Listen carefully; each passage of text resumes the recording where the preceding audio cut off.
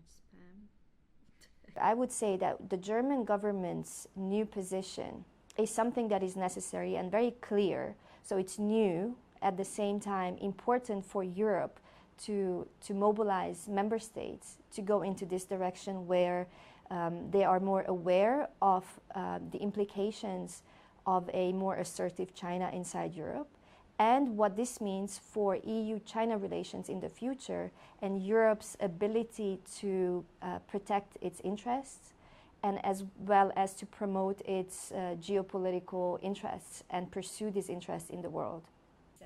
Its policy and its approach towards Taiwan. This needs to be seen in the context of the new to increase Europe's resilience is something that Berlin is interested in.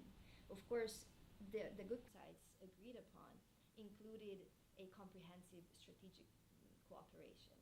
The European Parliament passed its own resolution on Taiwan, which has called for intense political relations to pursue comprehensive and enhanced partnership and to intensify political cooperation. This is in line of what individual member states, including Germany, have put forward in their own resolution. And I think we are seeing a convergence across the EU in recognizing Taiwan's relevance. Taiwan's relevance for Germany is in the car industry as well as in machine and home appliances industry.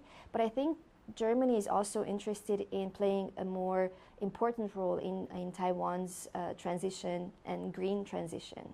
So Germany is already present and developing and helping to develop onshore wind farms as well as offshore wind parks with German developers and German turbines.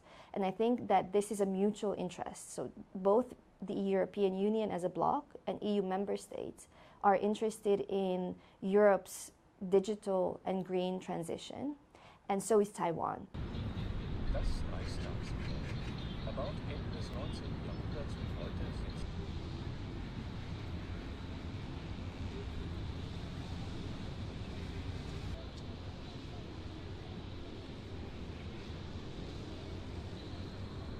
ist Indonesia, 300 million people, Philippines, 100 million and more.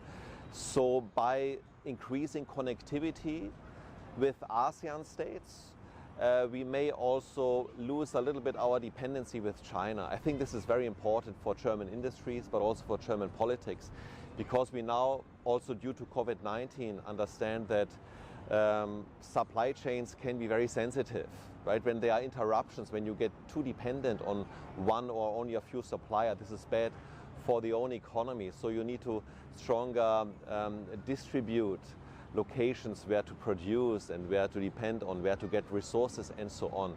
So this is why Chinese increased assertiveness in international politics and its aggressive policies against Taiwan, against other neighbors, against the South China Sea, also alarmed Germany that Germany should be more cautious about China and should maybe more invest in countries that share the same values like democracy, like human rights and so on, to decrease risks.